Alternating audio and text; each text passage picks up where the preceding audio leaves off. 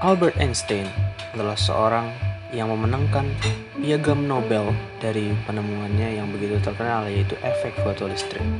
Sekarang, kami akan membawa efek fotolistrik ini menuju ke kelas.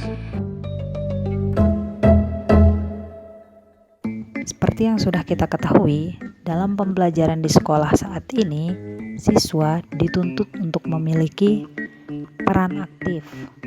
Seperti yang sudah dikatakan oleh Jean Piaget dan Vygotsky dalam teori konstruktivisme, di mana belajar adalah sebagai aktivitas yang benar-benar aktif, di mana peserta didik membangun sendiri pengetahuannya. Nah, dalam mengkonstruksikan pengetahuannya, ada beberapa model pembelajaran yang disarankan oleh K13. Di antaranya ada model pembelajaran discovery learning, inquiry, ada problem based learning, dan konseptual dengan pendekatan-pendekatan saintifik. Di dalam pembelajaran fisika sendiri terdapat beberapa materi-materi yang bersifat abstrak, terutama pada materi tentang fenomena kuantum. But more than 12. On the other hand, I think I can safely say that nobody understands quantum mechanics. Nah, untuk mempermudah siswa dalam belajar hal-hal abstrak tersebut, kadang harus dihadirkan dalam bentuk yang lebih konkret. Nah, untuk mendukung dan mempermudah proses pembuatan konsep-konsep abstrak menjadi lebih konkret, salah satunya dengan melakukan praktikum. Praktikum sendiri memerlukan alat-alat untuk melakukan pengamatan, terutama dalam hal ini pada materi efek fotolistrik. Namun, di beberapa tempat, alat tersebut sangat sukar untuk didapatkan. Maka karena itu kami mencoba membuat alat sederhana yang mampu menjelaskan bagaimana fenomena efek fotolistrik dapat bekerja dan membantu proses pembelajaran. Jadi, apa itu efek fotolistrik? Efek fotolistrik sendiri dapat diartikan sebagai suatu peristiwa lepasnya elektron-elektron dari permukaan logam karena disinari oleh cahaya atau foton. Dalam makalah ilmiah tentang efek fotolistrik yang dikemukakan oleh Einstein, menurut Einstein sendiri, cahaya terdiri dari partikel-partikel yang kemudian disebut sebagai foton. Hal ini selaras dengan apa yang dikemukakan oleh ilmuwan sebelumnya, yaitu Max Planck, yang mengatakan bahwa cahaya tersebut terdiskretisasi atau tidak dalam bentuk kontinu, yaitu berupa partikel-partikel atau kotak-kotak cahaya yang disebut sebagai kuanta.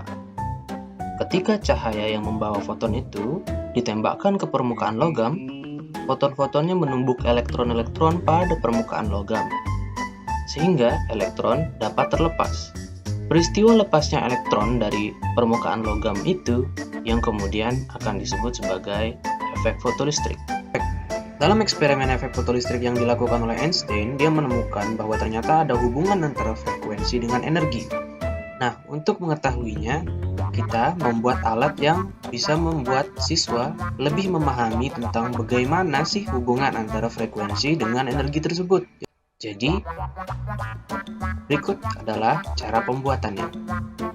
Alat dan bahan: gunting, staples, lem tembak, penggaris, kardus bekas, dan kertas mika.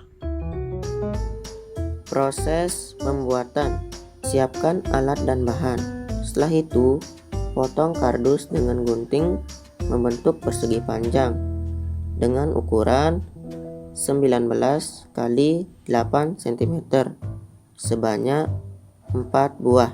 Kemudian, satukan keempat bagian tersebut membentuk seperti balok, lalu rekatkan dengan lem. Satu sisi kutub balok ditutup dengan kardus sesuai ukuran dari sisi tersebut. Untuk bagian sisi yang lain, dibuatkan sekat sebagai penopang kertas mika yang akan digunakan nanti. Setelah itu, buatlah engsel di salah satu bagian balok sebagai bagian depan atau pintu dari alat. Setelah semua selesai, buatlah bingkai untuk kertas mika agar mika tersebut tidak mudah terlipat saat akan digunakan. Gunakan sisa kardus untuk membuat bingkai mika, kemudian staples untuk merekatkan bingkainya. Alat siap untuk diuji.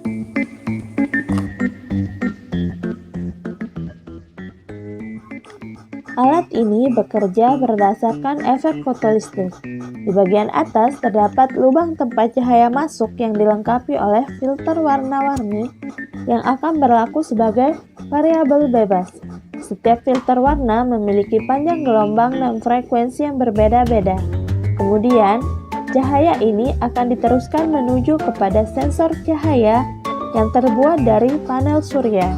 Seperti yang telah dijelaskan sebelumnya, bahwa besar dari energi foton itu sebanding dengan frekuensi dari foton itu sendiri. Energi ini yang nantinya diterima oleh panel surya kemudian disimpan sebagai energi sesuai dengan hukum kekekalan energi. Sebagai energi listrik yang akan membuat galvanometer mendeteksi arus yang masuk.